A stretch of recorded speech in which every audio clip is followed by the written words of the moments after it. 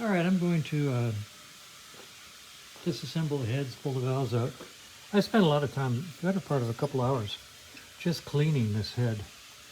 And now I'm going to disassemble it and pull the valves out of it. And I'll set up one of these time-lapse jobby-doos and see how it comes out.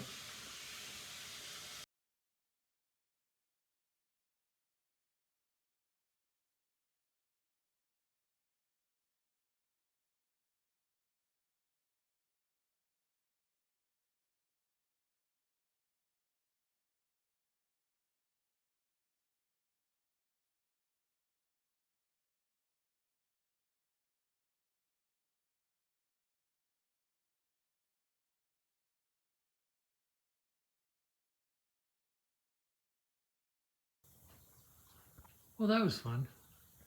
It's just about 4:45 and I'm tired.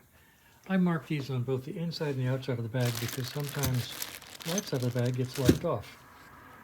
I'll keep all this stuff together, keep all these.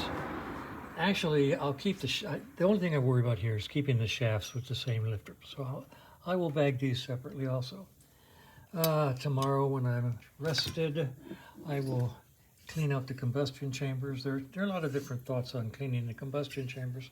Some people say take the excess out, leave it alone. Some people say polish them. Other people say do something in between. I scrape them out and clean them. And we'll do that tomorrow. And we'll check the valve seats and see how bad they are. These are pretty carboned. These are not too, that was not too bad. And we'll clean them up and do some valve seating checks and check the guides for play and decide what we want to do. So, little progress made and I'm tired. That's it for the day. Well, it's Thursday, the 23rd of November, and it's about 7:45, and we're just now getting to work in the shop. Heater's on the floor over there pumping out heat. It's getting downright comfortable. Kevin is going nuts trying to find an ignition switch or battery over there. We're probably going to put this bike up on the lift today. We're going to take Fred down, and Kevin's only got about an hour this morning, so I thought what we'd do, I found the specs for the lift on the cams. So I know what the lift is supposed to be. And I have this really nice magnetic base, digital measurement device, and it's really nice. I've never used it. I bet I've had this thing 20 years and never used it. So we're going to try to put this on the bike and measure the lift of the cams while Kevin still has the hour, just so that we both can get the experience. And that's what we're going to do for about the next hour or so. Then I got a bike coming in here from Prescott along around 10 o'clock, so he'll come in. I'll put him in here. And then I'm going to take all of these individual valves and clean up these combustion chambers and clean up the valve seats and clean up the valves and see, and then I'll use some hand valve rubbing compound and check the valve seats and see how they're doing. I'm thinking they're probably going to be okay. Let's see, I've got the new push rods. I've got the new lifters coming.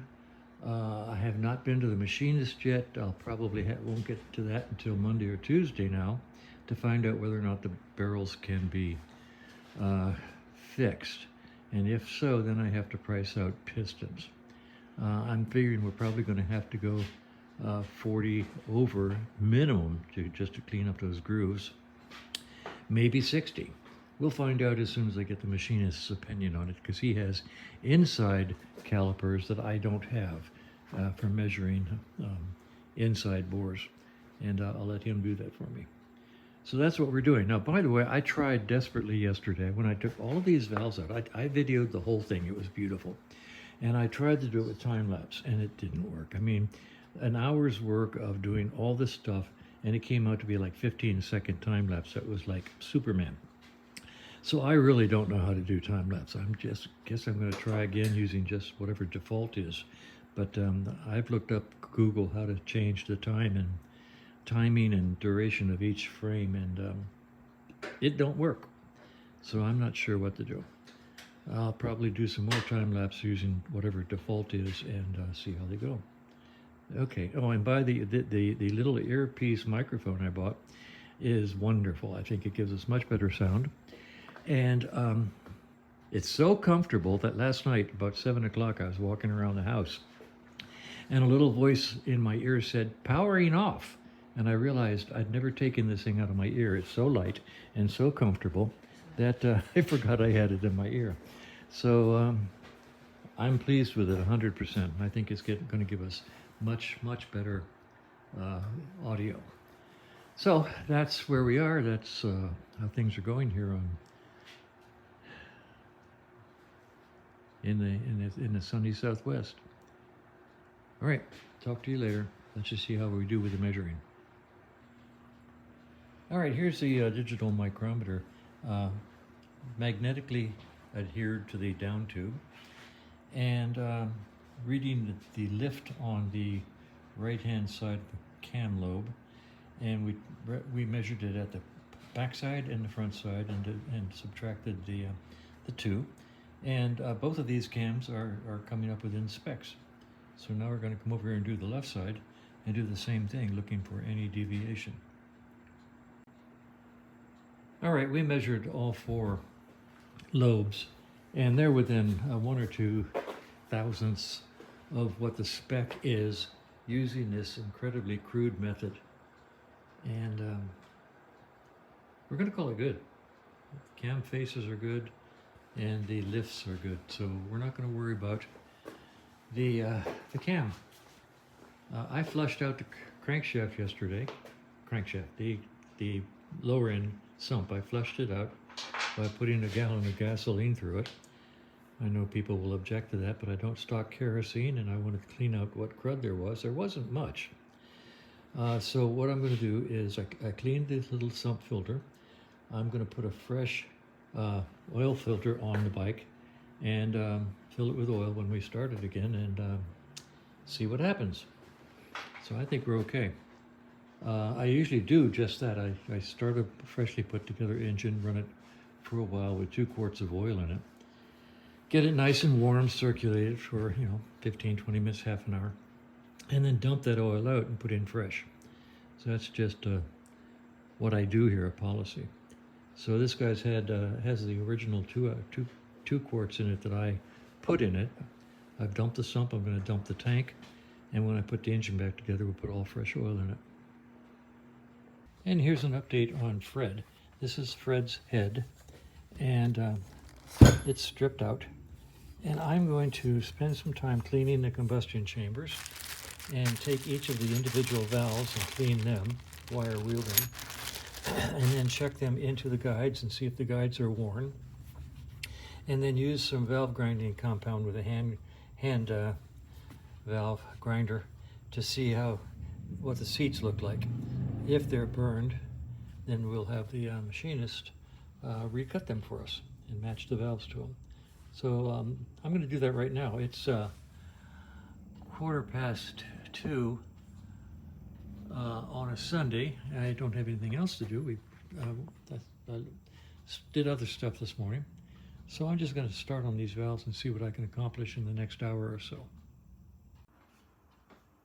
All right, I spent a couple hours cleaning out the combustion chambers, getting all the carbon out of them. Cleaning parts is a matter of moving the dirt and crud from inside there off of the bike and onto yourself and your work surface. Anyway, it's interesting. Look at the difference in the wear on the left cylinder and the right cylinder. A lot of erosion here. Don't know why. Could be water incursion. I don't know. I don't know what would cause the difference between the two. Opinions are greatly appreciated. I hand lapped the valves. I've got a good gray surface on all of the valves and all of the valve faces. So they can go back in. The guides are nice and tight. There's no slop or play in the guides. The valves are straight, and the valves are now clean with nice gray surfaces. And I am going to use them as is. So I don't have any problem with it. I would use these in my own bike, so I will use these in this bike. And that's about it for the day. I may put this together tomorrow. I've cleaned this head at least 3 times, and that's the best I can do. S100 and carb cleaner and a wire brush. That's about as pretty as it's going to get.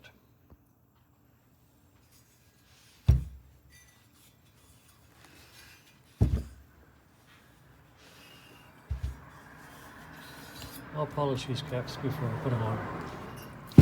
So tomorrow, or the next day, I'll put this together. We're actually going to work at Kevin's tomorrow on the T20, try to get that finished so he can get it out of there. So that's all. That's all for the day. I'm going to call it a day. I'm tired.